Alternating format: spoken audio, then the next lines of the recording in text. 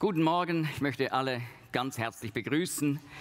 Wir haben das Thema der Messias in den Opfern, 3. Mose 1-7, heute Morgen vor uns. Für die, die nicht wissen, wer der Messias ist der verheißene Erlöser im Alten Testament. Und auf ihn weisen diese Opfer im Alten Testament hin, dass er eines Tages kommen sollte, um diese Opfer zu erfüllen durch sein Sterben für unsere Sünden. Ich lese aus 3. Mose 1, ab Vers 1.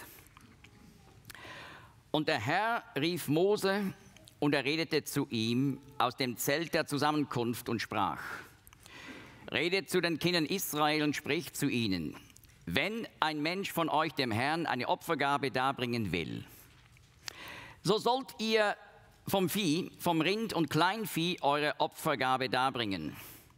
Wenn seine Opfergabe ein Brandopfer vom Rindvieh ist, so soll er sie darbringen. Ein männliches ohne Fehl. Am Eingang des Zeltes der Zusammenkunft soll er sie darbringen. Zum Wohlgefallen für ihn vor dem Herrn. Und er soll seine Hand auf den Kopf des Brandopfers legen, und es wird wohlgefällig für ihn sein, um Sühnung für ihn zu tun. Und er soll das junge Rind schlachten vor dem Herrn. Und die Söhne Aarons, die Priester, sollen das Blut herzubringen und das Blut ringsum an den Altar sprengen, der am Eingang des Zeltes der Zusammenkunft ist.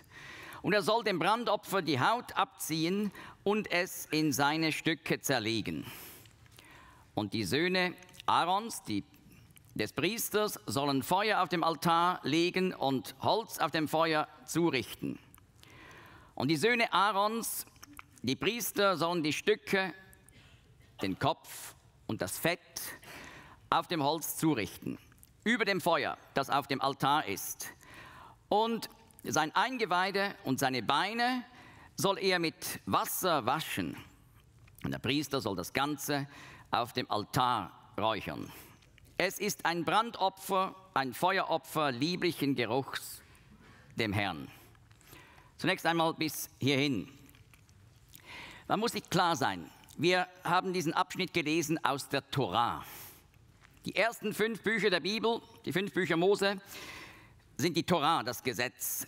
Und wir haben aus dem Herzstück der Tora gelesen. 3. Mose ist genau in der Mitte der 5 Bücher Mose. Und nun, in Psalm 40, da haben wir einen messianischen Psalm. Prophetisch weist er hin auf den kommenden Messias, der als Opfer einmal für uns sterben sollte. Wir haben in der Einleitung aus Hebräer 10, 1-10 gelesen. Und dort wurde ja zitiert aus Psalm 40 und erklärt, dass sich das auf den Messias bezieht. Und ausgerechnet dort im Psalm 40 sagt der Messias: Deine Tora ist im Innern meines Herzens. Dein Gesetz ist im Innern meines Herzens. Also das Gesetz, die Tora, ist im Herzen des Messias, und das Herz der Tora im Herzen des Messias ist das 3. Buch Mose, das uns die Opfer vorstellt. Nun, das zeigt schon mal ein bisschen an, wie wichtig dieses 3. Buch Mose ist, das von vielen Bibellesern vernachlässigt wird, weil es so schwierig ist. Aber ganz kurz eine Übersicht über die 5 Bücher Mose, damit man versteht, was die Bedeutung des Herzstücks davon ist. Das 1. Buch Mose heißt im Hebräischen, gemäß dem ersten Wort im Text, Bereshit, im Anfang. Es ist das Buch der Anfänge und Ursprünge. Dieses Buch erklärt den Ursprung von Himmel und Erde, den Ursprung der Pflanzen, Tiere, des Menschen, der Ehe, Familie, den Ursprung der Sünde und des Todes und des Leidens, wird auch hier erklärt. Der Ursprung der Völker, warum gibt es verschiedene Völker? Der Ursprung der Völker und der Sprachen wird hier erklärt, und auch der Ursprung des Volkes Israel, des auserwählten Volkes Gottes. – – – – – – – – – – – – – – – – – – – – – – – – – – – – – – – – – – – – – – – – – – – – – – – – – – – – – – – – – – – – – – – – – – – – – – – – – – – – – – – – – – – – – – – – – – – – – – – – – – – – – – – – – – – – – – – – – – – – – – – – – – – – –– – – Der Beginn des ersten Buches Mose ist markant. Es beginnt da mit einer lebendigen Seele. 2 Vers 7. Gott macht Adam aus Erde und er macht ihn zu einer lebendigen Seele. Und wird gestellt, der erste Mensch, in die Weite des Gartens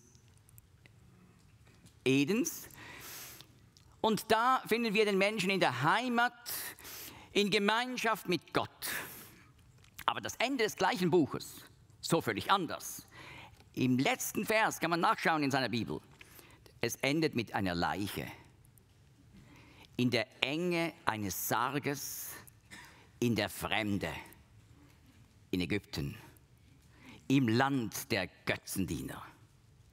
Unglaublich dieser Kontrast. Wie kommt es von da dahin?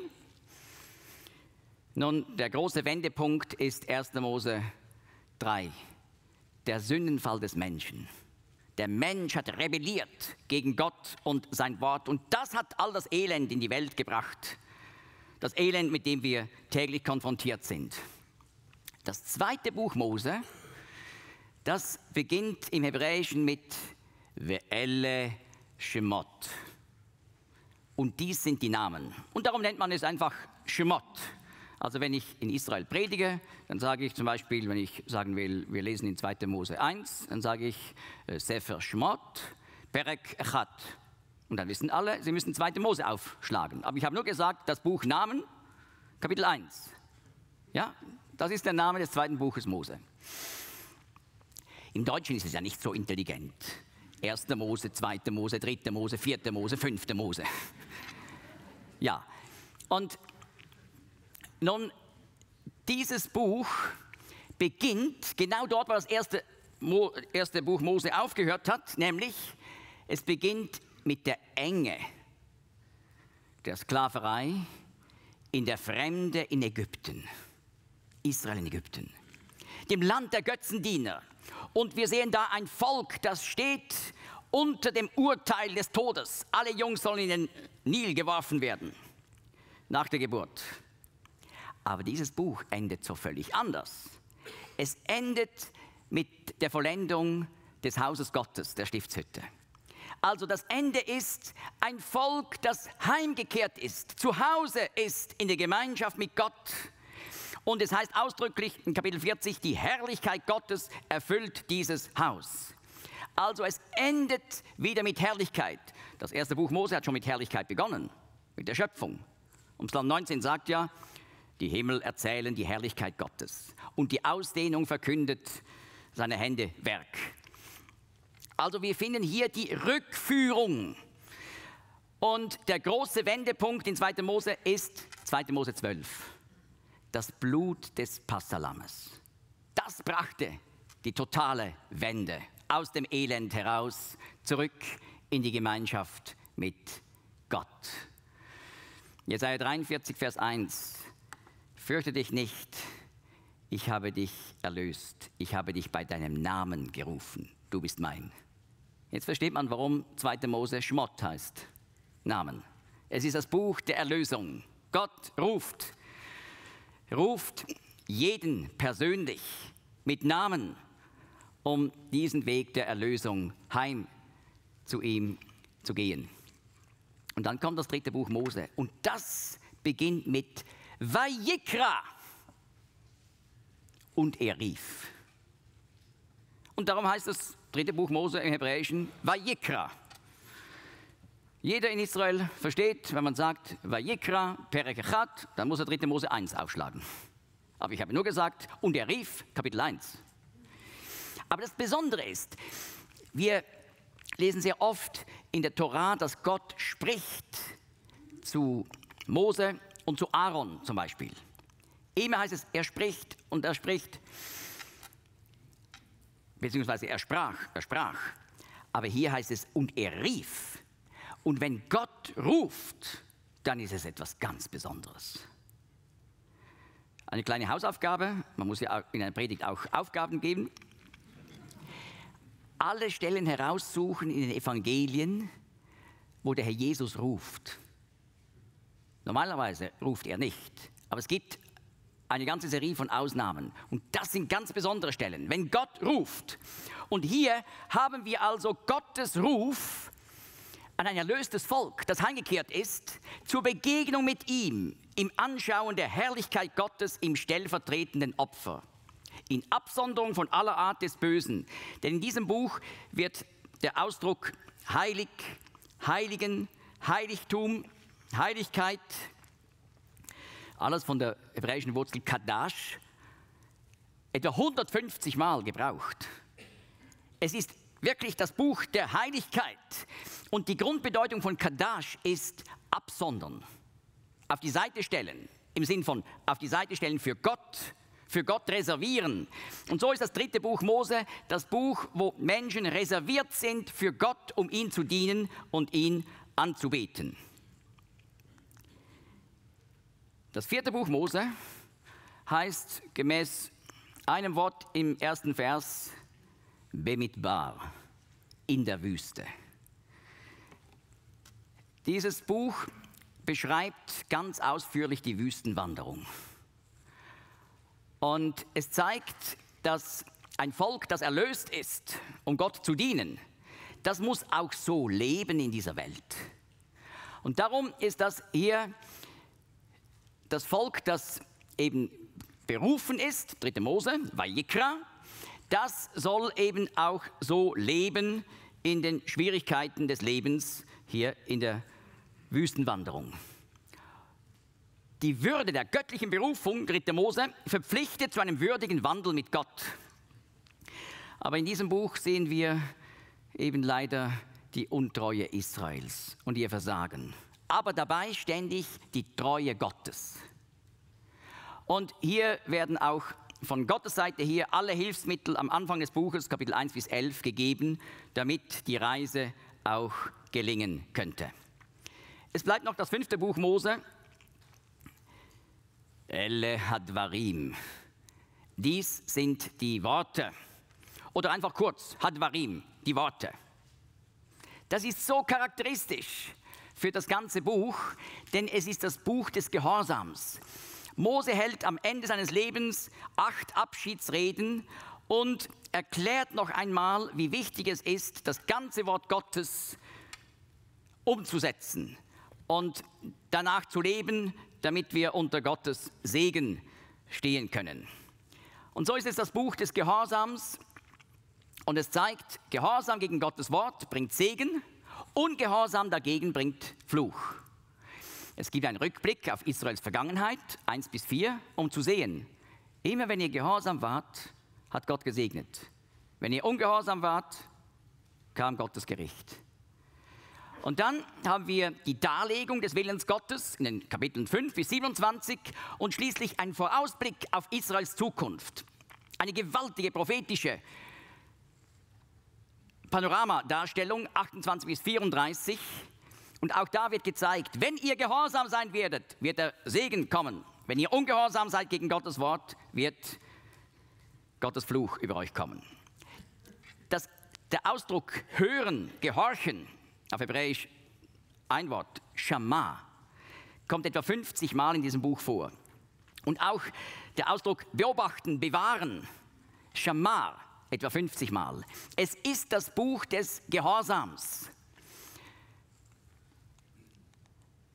Nun sehen wir also die Bedeutung der Abfolge der Bücher.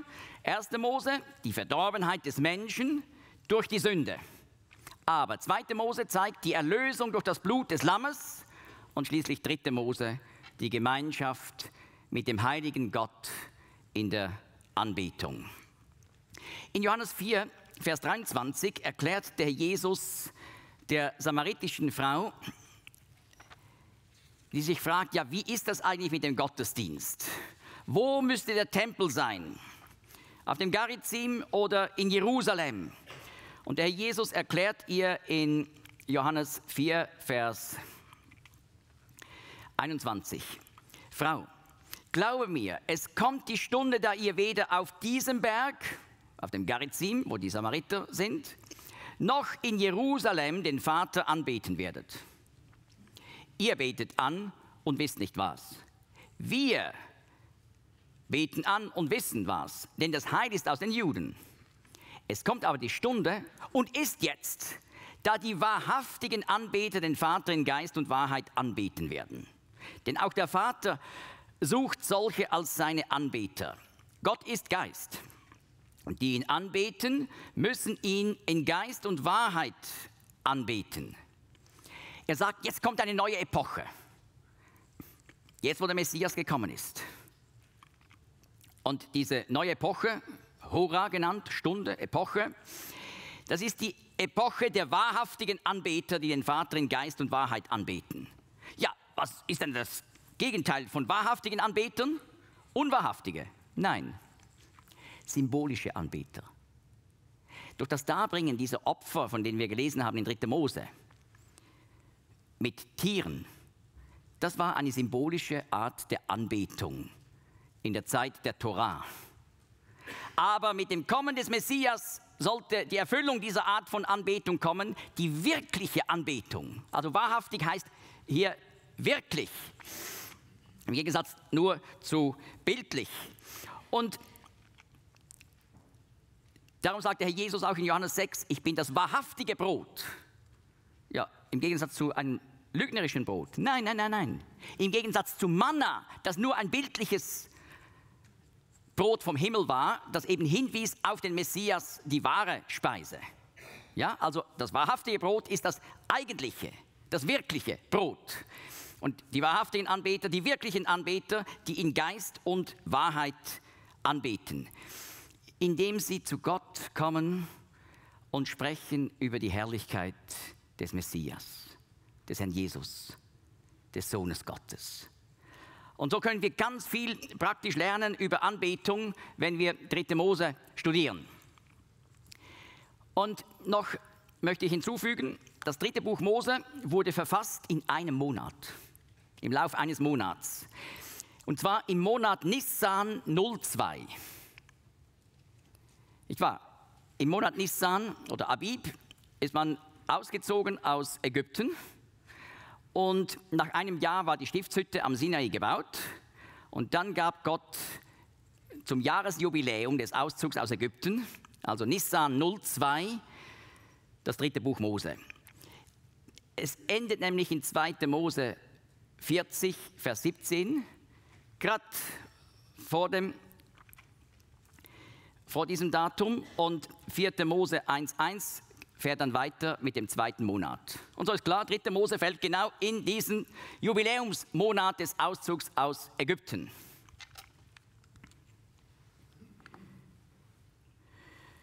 Jetzt schauen wir uns diese Opfer genauer an. Und es ist natürlich klar, es geht um eine Einführung in diese Opfer. Wir können nicht 7 Kapitel in ein paar Minuten Vers für Vers durchbesprechen. Ganz grundsätzlich aber nochmals zur Bedeutung der Opfer. Psalm 40, da hören wir die Stimme des Messias, der sagt, ich schlage das jetzt auf, muss ich vorstellen, prophetisch hat das König David festgehalten, was der Messias sprechen wird. In Psalm 40, Vers 7, an Schlacht und Speisopfer hattest du kein Gefallen. Ohren hast du mir bereitet. Brand- und Sündopfer hast du nicht gefordert. Da sprach ich, siehe, ich komme.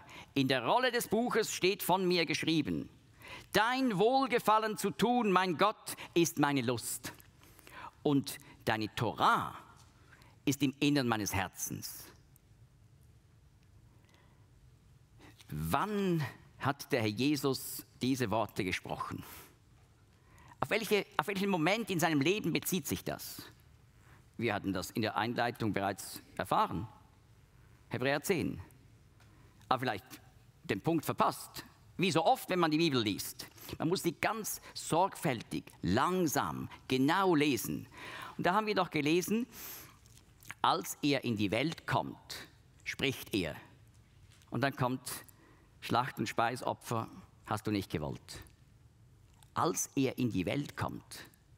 Das heißt, der Herr Jesus, der Sohn Gottes, hat diese Worte gesprochen, damals in Bethlehem, als er auf die Welt kam. Ein Kind kann nicht sprechen. Und der Herr Jesus wurde ein wirkliches, echtes Kind. aber er hat nie aufgehört, Gott zu sein, der ewige Sohn zu sein. Und als der ewige Sohn hat er bei seinem Kommen in diese Welt, bei der Geburt, das ist ein Weihnachtstext, hat er gesprochen: An Schlacht- und Speisopfer hattest du kein Gefallen, Ohren hast du mir bereitet. Brand- und Sündopfer hast du nicht gefordert. Da sprach ich: Siehe, ich komme, in der Rolle des Buches, im Tanach, im Alten Testament. In der Rolle des Buches steht von mir geschrieben: Dein Wohlgefallen zu tun, mein Gott, ist meine Lust. Eindrücklich. Er kommt in diese Welt und sagt, diese Opfer sind nicht das Eigentliche, was Gott wollte. Das waren ja nur Bilder. Das Eigentliche war das Opfer des Messias, das wirklich Sünden wegtun kann. Und jetzt haben wir vielleicht noch ein kleines Problem. In dem Zitat in Hebräer 10 hat es geheißen: Einen Leib hast du mir bereitet. Aber hier steht, Vers 7, Ohren hast du mir bereitet. Wörtlich sogar im Hebräischen: Ohren hast du mir gegraben. Das ist ja schon nicht das Gleiche. Aber man muss wissen, der Heilige Geist hat Hebräer 10 so inspiriert. Das muss einen Grund haben. Und heute aus der modernen Embryologie können wir das so gut verstehen. Nicht wahr? Wie entsteht ein Mensch? Es geht so. Da ist eine Eizelle, ja? Die weibliche Eizelle. Und dann kommt die Samenzelle des Mannes. Das sind zwei Einzeller. Das sind keine Menschen. Das ist einfach das Programm, um einen Menschen zu bauen, ist dort aufgeschrieben. Aber jetzt kommen diese zwei Zellen zusammen und sobald die männliche Samenzelle eindringt in die Eizelle, verändert sich die äußere Membran und es kann keine andere mehr reinkommen. Und diese zwei Programme werden vereinigt und das ist ein Mensch. Das ist der Beginn. So hat es mit mir angefangen, mit einer Zelle. Ein Einzeller, aber ich war nicht eine Amöbe. Das sieht äußerlich sehr ähnlich aus, aber das, was drin steht, ist wichtig. In der Amöbe steht nicht, wie man Roger Libby bauen muss. Ja? Aber in dieser Zelle steht, wie man mich bauen muss. Und bei Ihnen war es so, das ist der Bauplan, wie man Sie bauen muss. Und das ist übrigens bei den Krokodils so. Da steht das Programm, wie man ein Krokodil bauen muss. Und bei den Erbsen, wie man eine Erbse bauen muss. Das ist das Programm drin. Und dann entwickelt sich dieser Einzeller. Und zwar gibt es eine Teilung in 2 Zellen, dann 4, 8, 16, 32. Es gibt so einen richtigen Zellhaufen, aber es ist ein Mensch. Den darf man nicht töten. Es gibt manche Leute, die denken, doch, das darf man töten, weil das ist ein Mensch in Entwicklung. Übrigens, schauen Sie mal an. So sieht einer aus, der etwa 60 Jahre ist. Ja? Ich bin auch ein Mensch in Entwicklung, aber in manchen Bereichen Abwärtsentwicklung. Und damals im Mutterleib, das war Aufwärtsentwicklung. Also, man darf ja einen Menschen in Abwärtsentwicklung nicht töten. Also darf man auch einen Menschen in Aufwärtsentwicklung nicht töten. Ja, jetzt geht es aber weiter. Jetzt sind wir da bei diesem Zellhaufen angelangt. Und dann beginnen sich ganz früh Furchen zu bilden. Und das sind keine Kiemen, wie uns früher die Biologielehrer, als man das noch nicht wusste, erzählt haben. Jetzt kommt ein Fischstadium. Völliger Unsinn, hat mit Kiemen gar nichts zu tun, sondern das sind ganz wichtige Furchen, die bilden sich zu den Gehörkanälen aus. Und dann, alles Weitere kommt auch noch dazu. Aber etwas vom Frühesten, was gebildet ist, sind diese Gehörkanäle. Ohren hast du mir gegraben. Und darum, wenn der Herr Jesus das so sagt, Ohren hast du mir gegraben, ist das gleichbedeutend wie einen Leib hast du mir bereitet. Versteht man das? Aber die Betonung mit den Ohren ist eben einen Leib, der fähig ist, auf Gott zu hören und gehorsam zu sein. Und das sagt der Messias. Siehe, ich komme, dein Wohlgefallen zu tun, mein Gott, ist meine, da steht nicht Last. Manchmal hat man den Eindruck, bei manchen steht in der Bibel, dein Wohlgefallen zu tun, mein Gott, ist meine Last. Meine Lust steht hier. Ja, er ist im völligen Gehorsam den Weg gegangen von Bethlehem bis nach Golgatha, um schließlich dieses Opfer zu sein.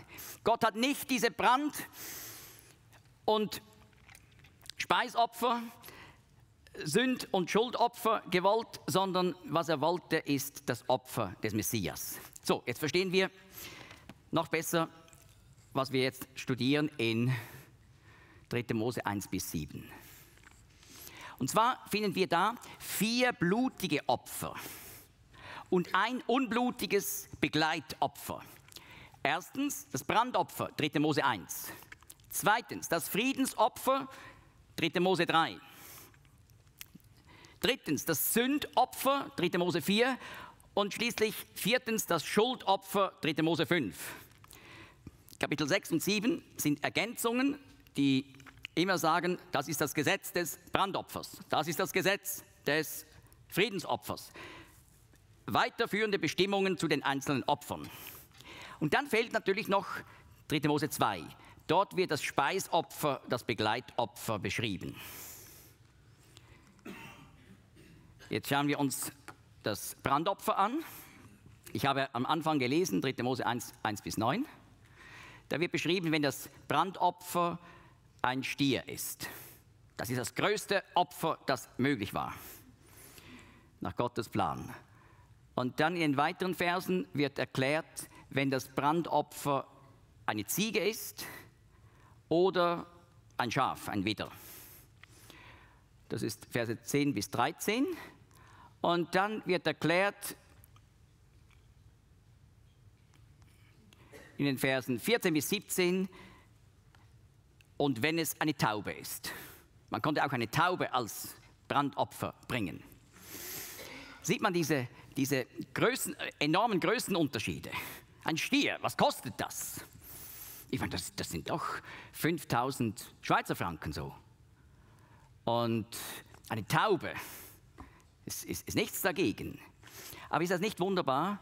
Das Brandopfer ist freiwillig. Vers 2 sagt, wenn ein Mensch von euch dem Herrn eine Opfergabe darbringen will.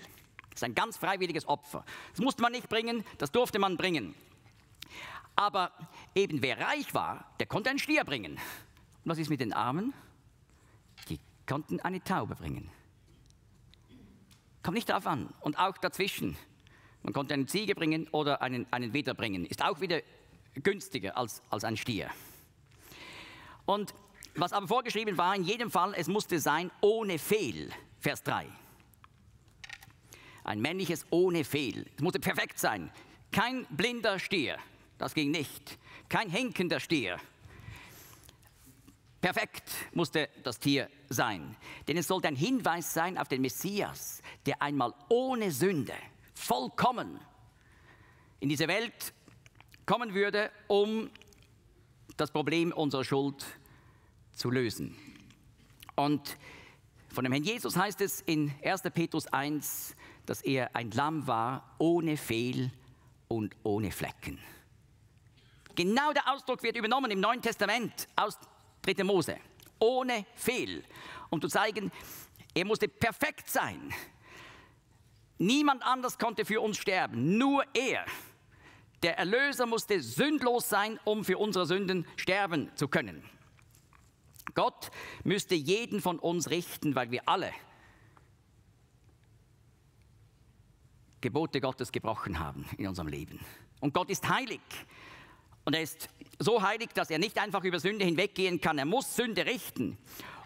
Aber Gott ist Liebe. Und das ist ein Dilemma. Gott möchte uns nicht richten, weil er uns liebt.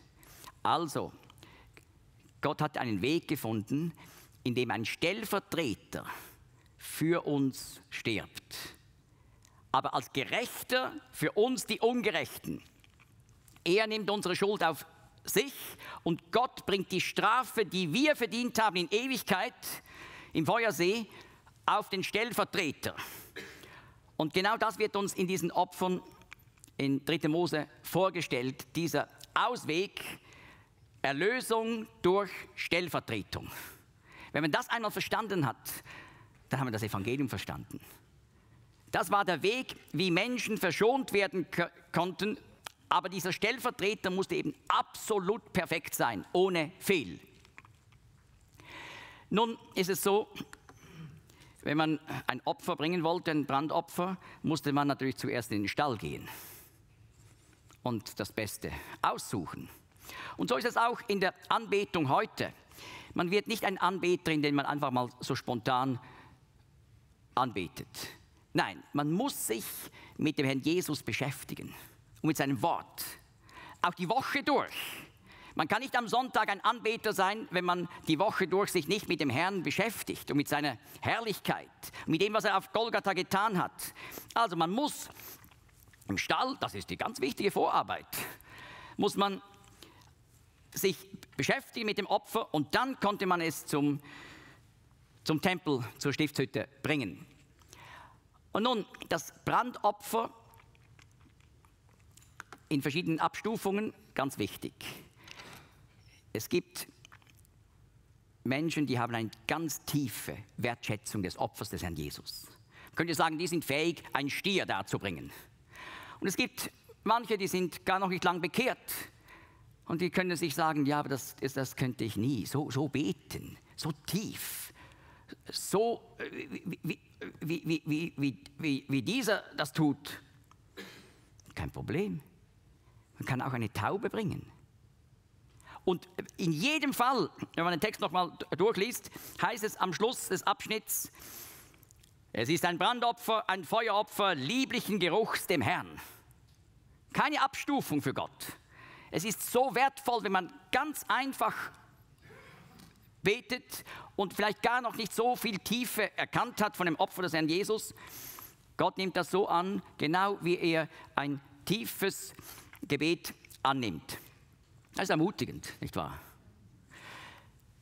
Jetzt weiter. Das Wort für Brandopfer im Hebräischen heißt Olah. Das heißt wörtlich Aufsteigendes. Gemeint ist Opfer, aber das Wort Opfer sagt man nicht. Man sagt nicht Sevach, sondern einfach Olah. Das ist das Aufsteigende, das so quasi zum Wohlgefallen für Gott vom Altar her zu ihm aufsteigt. Jetzt schlagen wir gerade 2 Fliegen auf einmal. Wie ist das mit dem Opfer von Jephtha? Hat er seine Tochter geopfert oder nicht? Ja, Jephtha hat gesagt, das Erste, was aus dem Haus kommt, ich werde es darbringen als eine Olah. Eine. Olah ist nämlich weiblich. Nicht Olé, sondern Olah. Eine aufsteigende Opfergabe. Und er hat gesagt, werde ich als Olah darbringen. Und dann, oh Schreck, Jephtha's Tochter kommt aus dem Haus und freut sich so, dass ihr Vater, sie war die einzige Tochter, wieder nach Hause kommt. Und er kommt in Trübsal. Ich habe versprochen. Und Jephtha's Tochter sagt, halte dein Gelübde ein. Und dann geht sie auf die Berge, und zwar hinab von Mizpe. Mizpe heißt Aussichtspunkt. Sie geht von diesem hohen Punkt im heutigen Westjordanland runter auf die tiefer liegenden Berge und dort beweint sie ihre Jungfrauschaft. Sie beweint nicht, dass sie jetzt sterben müsste. Nein, sie ist bereit, sich ganz dem Herrn hinzugeben als eine Olah. Ein Opfer, das ganz für Gott ist. Und dann steigt sie von den Bergen dort unten wieder hoch nach Mizpe. Und sie sie geht hinauf und weiht ihr Leben dem Herrn. Und damit sagt der Bibeltext ganz schlicht, Jephtha erfüllte sein Gelübde an ihr. So hat er das gemacht. Konnte das Wort so deuten, dass es dann für die Tochter passte. Ja, im Neuen Testament ist das griechische Wort Holokautoma. Das heißt, vollständig verbrannt werdendes Opfer. Denn alles wurde verbrannt beim Brandopfer für Gott. Es durfte nichts gegessen werden davon, vom Opfernden. Es durfte nichts eben genommen werden für die Menschen, was das Opfer anbetrifft, sondern das Opfer musste ganz für Gott verbrannt werden. Holocaust heißt ganz Verbranntes. Also ein Opfer, das ganz für Gott ist. Darum spreche ich eigentlich normalerweise nicht über den Holocaust. Die das Wort brauchen, die meinen das schon richtig. Aber es passt eigentlich gar nicht. Ich sage Shoah. Das ist hebräisch für Katastrophe. Das war eine schreckliche Katastrophe und Shoah ist genau richtig, das richtige Wort. Aber Holocaust ist eigentlich das Wort für das Brandopfer. Und das weist nur auf den Messias hin. Und von diesem Opfer heißt es, dass es eben zur Verherrlichung Gottes ist. Wiederholt heißt es in Vers 9, 13, 17, ein Feueropfer lieblichen Geruchs dem Herrn. Ein lieblicher Geruch für den Ewigen. Es ist zu seiner Verherrlichung. Ganz wörtlich, Reach Nichoach heißt ein Geruch der Ruhe für den Ewigen. Das kommt zum ersten Mal vor in 1. Mose 8, 21 bei den Opfern von Noah. Sie waren ein Geruch der Ruhe. Gott ist völlig befriedigt, erfreut, beglückt durch das Opfer und sagt, ich werde nie mehr eine Sintflut über die Welt bringen. Das ist genau dieser Ausdruck. Und dann heißt es aber doch, um Sühnung zu tun, in Vers 4. Aber es fällt auf, hier beim Brandopfer wird nie über Sünde gesprochen. Das Wort Sünde kommt nicht vor. Es ist einfach ein Opfer zur Verherrlichung Gottes. Aber wieso heißt es denn hier, Sühnung zu tun? Nun, wieder ein bisschen Hebräisch-Unterricht. Das Wort Sühnung tun heißt lechaper, alav, über ihn. Und dieses Wort lechaper heißt eigentlich ganz wörtlich, um zuzudecken über ihm. Jetzt versteht man, was Sühnung bedeutet. Sühnung bedeutet zudecken. Also der sündige Mensch wird durch den Messias zugedeckt und der Zorn Gottes trifft aber nicht den Sünder, sondern den, der zudeckt. Und der Zorn Gottes wird gestillt, weil Gott ist gerecht. Er muss Sünde strafen. Er kann nicht einfach die Augen zutun wie Allah. Ja, bei Allah heißt es, er kann einfach darüber hinweggehen. Aber der heilige Gott der Bibel kann nicht Dinge ungestraft lassen. Er muss sie an uns strafen oder an den Messias. Und lechaper bedeutet also zudecken, so dass der Sünder durch das Opfer zugedeckt ist. Aber hier geht es jetzt nicht um Sünde, sondern hier heißt es, dieses Opfer ist zum Wohlgefallen für ihn vor dem Herrn. Vers 3. Das heißt, die Schönheit, die Herrlichkeit dieses Opfers wird dem sündigen Menschen zugerechnet. Er wird zugedeckt von ihm. Also heißt das, ein Mensch, der Jesus Christus angehört, darf wissen, wenn ich vor Gott stehe, sieht Gott mich bekleidet mit der Herrlichkeit des Messias, des Herrn Jesus.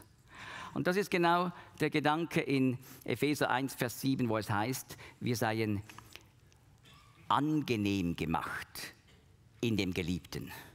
So in der Elberfelder. Begnadigt in dem Geliebten oder angenehm gemacht in dem Geliebten. Das Opfer wird uns zugerechnet. Wenn Gott uns sieht, sieht er den Herrn Jesus in seiner Herrlichkeit. Und das hilft auch, wenn man Mühe hat mit anderen Christen. Wenn man immer wieder daran denkt, dass sie so zugedeckt sind durch die Herrlichkeit des Herrn Jesus. Wenn wir einander sehen in Christus, bekleidet mit seiner Herrlichkeit, dann hat man einen ganz anderen Zugang. Nicht wahr? Dann werden auch die Probleme so in der richtigen Art zugedeckt. Und dann ganz wichtig, Handauflegung, Vers 4. Samach heißt nicht einfach so Händchen auflegen, sondern aufstützen. Also der das Opfer bringt, stützt das Gewicht seiner Person auf. Darum ist Handauflegung ein Bild der Identifikation, Einsmachung. Und das ist so wichtig, man muss sich mit dem Opfer des Herrn Jesus eins machen und dadurch kann Gott eben sein Opfer uns zurechnen. Und beim Brandopfer geht es darum, seine Herrlichkeit uns zu rechnen. Aber wir sehen, das Opfer wird nicht einfach so genommen und auf den Altar getan, sondern es wird vorher schön auseinandergenommen,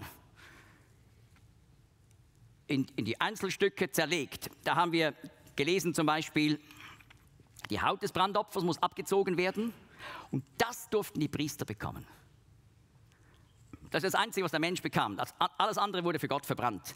Aber sehr schön, nicht wahr, wenn man sich daraus ein Kleid macht, aus dieser Rinderhaut. Ja, dann versteht man, was das heißt, in Christus zu sein. Sein Opfer ist uns zugerechnet. Ja, und dann wird zum Beispiel der Kopf speziell abgetrennt beim Opfer und das Fett wird da abgelöst und die Eingeweide und die Beine müssen auch noch speziell mit Wasser gewaschen werden. Warum all diese Details? Ganz einfach, um zu zeigen, dass wir in der Anbetung sollten wir Detailisten sein und nicht Grossisten. Die Grossisten, die gehen so mit pauschalen Mengen um, ja? Und das sind Christen, die einfach beten, Herr, ich danke dir für alles. Amen. Aber Gott möchte wissen, wofür wir danken. Dass wir eben auch über den Herrn Jesus in der Anbetung sprechen, was uns groß geworden ist. Zum Beispiel in Lukas 9, wo es heißt, dass er sein Angesicht festmachte, nach Jerusalem hinaufzugehen. Niemand konnte ihn abhalten auf diesem Weg. Auch ein Petrus, der sagte, dies widerfahre dir nicht. Der Herr sagt, gehe hinter mich, Satan.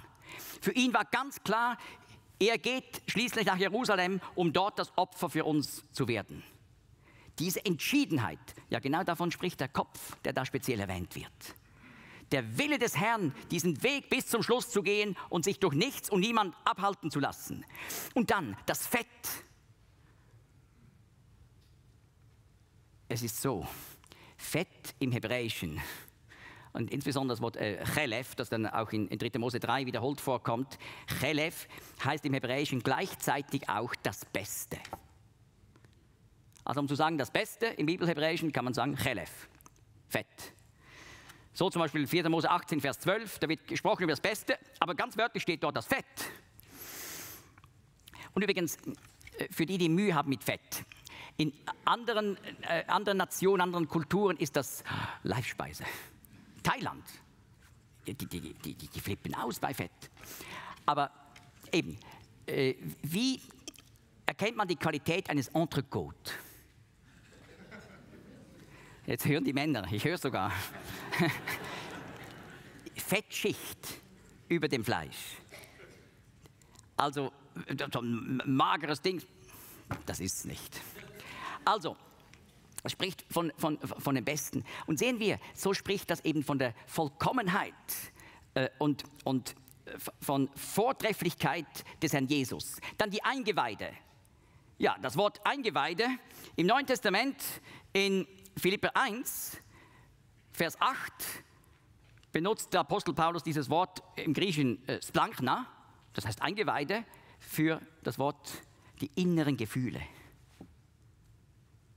Ja, das hat viel zu tun mit Gefühlen, ja. Magenweh bekommt, wenn man irgendwie mit Problemen konfrontiert ist, ja. Die inneren Gefühle. Und das Eingeweide wird speziell erwähnt, eben das sind die inneren Gefühle des Herrn Jesus. Seine Liebe, die bereit war, bis zum Letzten zu gehen. Johannes 13, da er in der Welt war, liebte er die Seinen. Und es heißt bis zum Ende. Bis zum bitteren Ende, kann man sagen. Und dann die Beine. Das hebräische Wort Kera heißt wörtlich Beuger. Das sind die Unterschenkel. Ja, die Beuger sind da, um auf die Knie zu gehen. Und das spricht von dem Gebetsleben des Herrn Jesus. Ich war im Psalm 109, in einem messianischen Psalm, da sagt der Herr Jesus, ich aber bin Gebet. Meistens ist es übersetzt, ich aber bin stets im Gebet. Aber stets steht nicht da, sondern wörtlich heißt es, ich aber bin Gebet. Sein ganzes Leben war eine Gebetsverbindung mit dem Vater. Es wird alles hier so vorgestellt und so konnten die Priester als Detailisten diese Dinge auf den Altar bringen und Gott darbringen. Und nun, Im Johannesevangelium wird ganz speziell der Herr Jesus vorgestellt, der gekommen ist, um Gott zu verherrlichen. Johannes 17, Vers 4, stellvertretend für viele Verse in diesem Evangelium. Ich habe dich verherrlicht auf der Erde. Ich habe das Werk vollbracht, welches du mir gegeben hast, dass ich es tun sollte. Und immer wieder in diesem Evangelium spricht der Herr von der Verherrlichung Gottes. Das Brandopfer wird im Johannesevangelium vorgestellt. Die Vollkommenheit Christi wird da erwähnt. Und dort im Johannesevangelium wird die Finsternis am Kreuz nicht erwähnt. Und das Verlassensein von Gott auch nicht. Warum? Weil dieses Opfer nichts zu tun hat mit Sünde.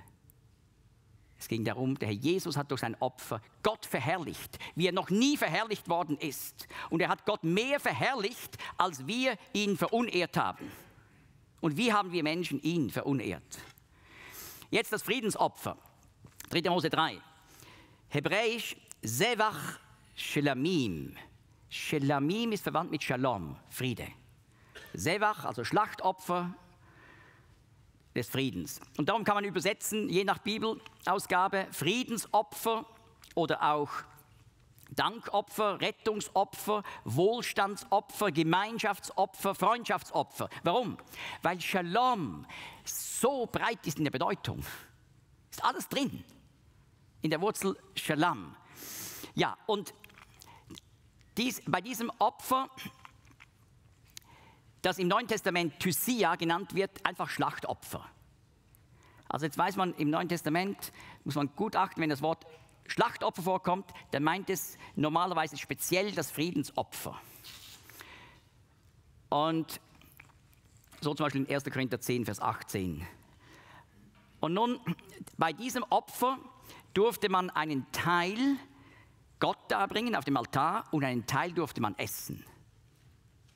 Man durfte auch Leute einladen, so wie Elkana seine ganze Familie eingeladen hat. Das war ein Friedensopfer.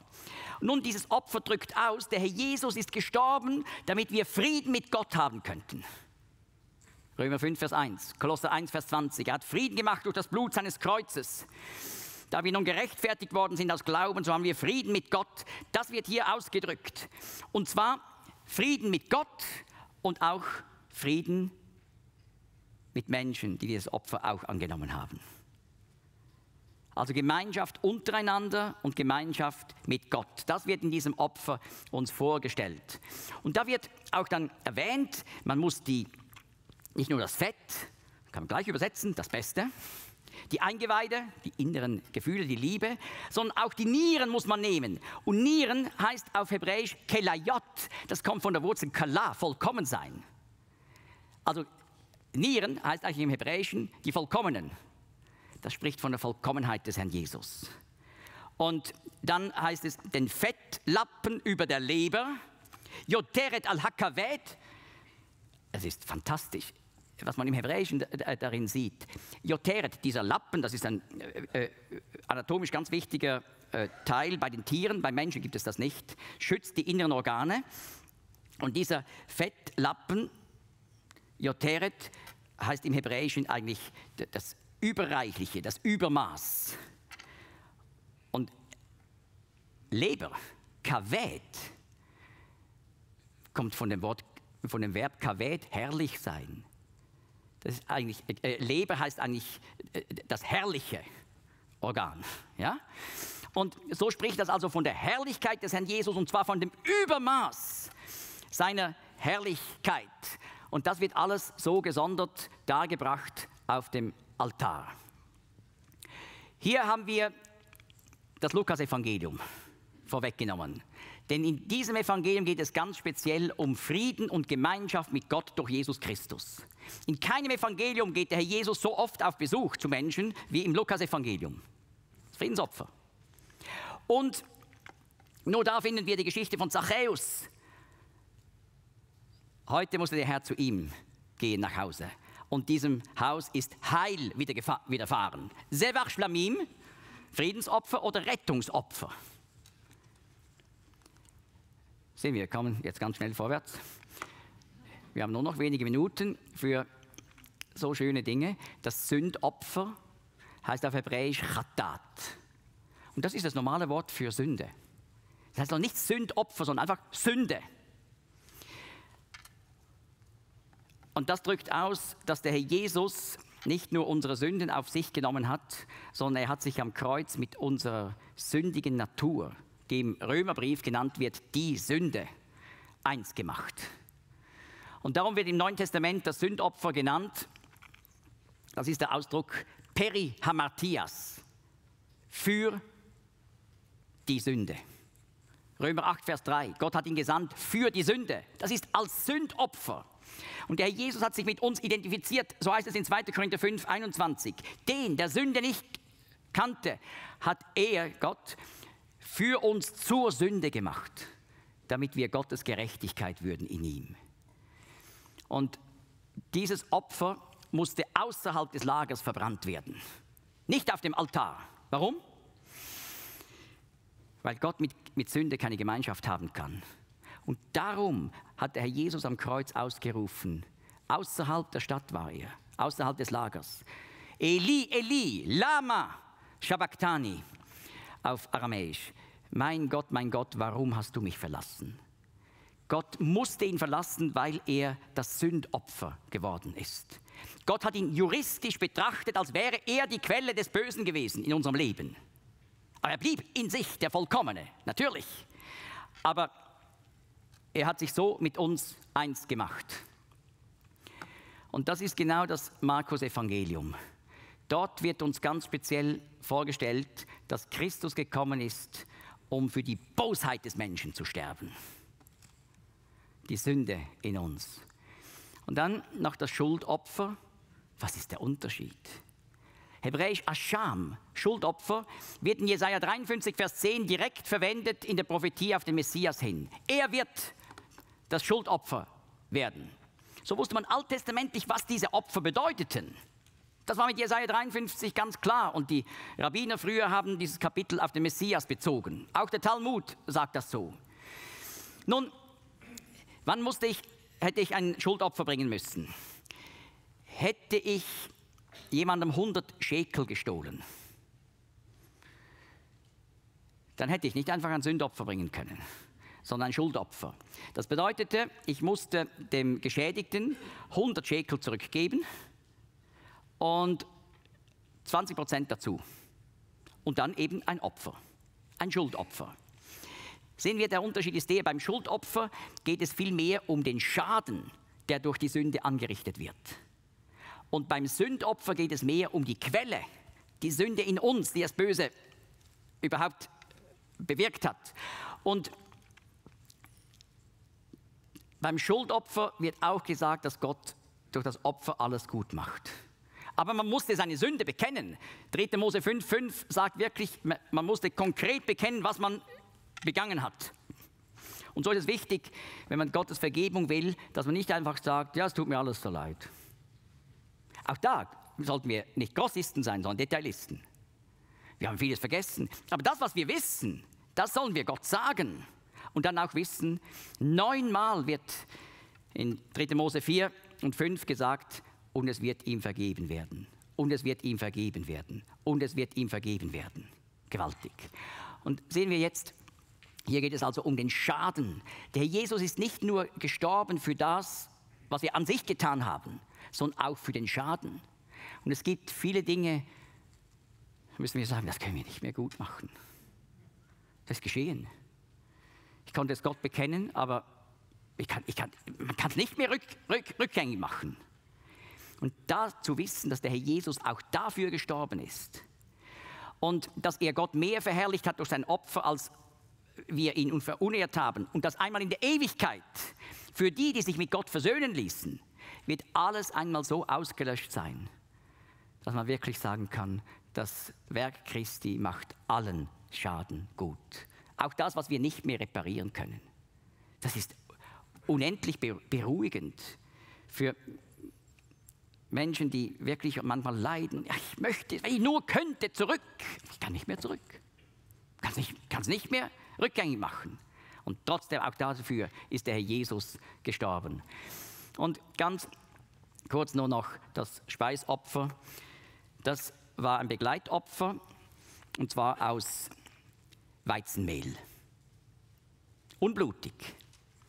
Der Jesus wird genannt in Jesaja 4, Vers 2, die Frucht der Erde. Sieht man da, dieses wunderbare Weizenfeld. Die Frucht der Erde. Er kam in diese Welt und wurde ein wahrer Mensch. Aber es heißt Feinmehl. Nicht wahr? Wenn man die Körner so sieht, dann kann man denken, oh, was ist da drin? Vielleicht sind da irgendwelche Verunreinigungen und Insekten drin, ja? Ganz kleine. Oder Eier, ja? Nein, Feinmehl. Alles ist offenbar, wie vollkommen er ist.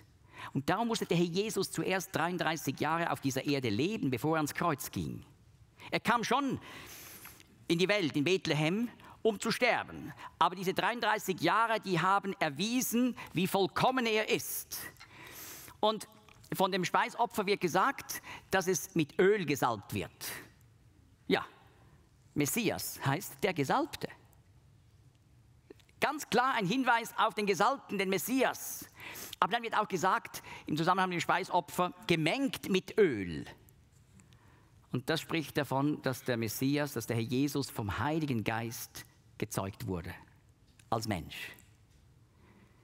Und dann wurde Weihrauch darauf getan. Und dieser Weihrauch, dieser Wohlgeruch spricht von der Herrlichkeit des Herrn Jesus in seinem ganzen Leben. Er konnte den Menschen sagen, wer überführt mich einer Sünde? Johannes 8. Und niemand konnte was sagen. Er sagte in Johannes 11, ich wusste, dass du mich hörst, weil ich alle Zeit das dir Wohlgefällige tue. Und in Johannes 4 sagte den Jüngern, ich habe eine Speise, die ihr nicht kennt. Meine Speise ist es, dass ich den Willen dessen tue, der mich gesandt hat. Sein ganzes Leben war zur Verherrlichung Gottes. Und das wird ausgedrückt durch das Speisopfer, das eben im Normalfall ein blutiges Opfer begleitete. Sein vollkommenes Leben, wie das in allen 4 Evangelien beschrieben wird. Und die blutigen Opfer, Matthäus beschreibt speziell das Schuldopfer, wo das jüdische Volk sagt vor Pilatus, sein Blut komme über uns und unsere Kinder. Wir sind bereit, die Konsequenzen zu tragen. Das kann keiner. Und Matthäus zeigt, und gerade dafür ist der Herr Jesus als Schuldopfer gestorben. Und so haben wir also in den Evangelien ein wunderbares Pendant, Gegenstück zu den Opfern in 3. Mose, die uns so die Herrlichkeit des Herrn Jesus vorstellen. Und das soll uns eben dazu führen, dass er immer größer und wichtiger wird. Und jetzt versteht man auch, warum das eben so im Herzstück der Torah zu finden ist.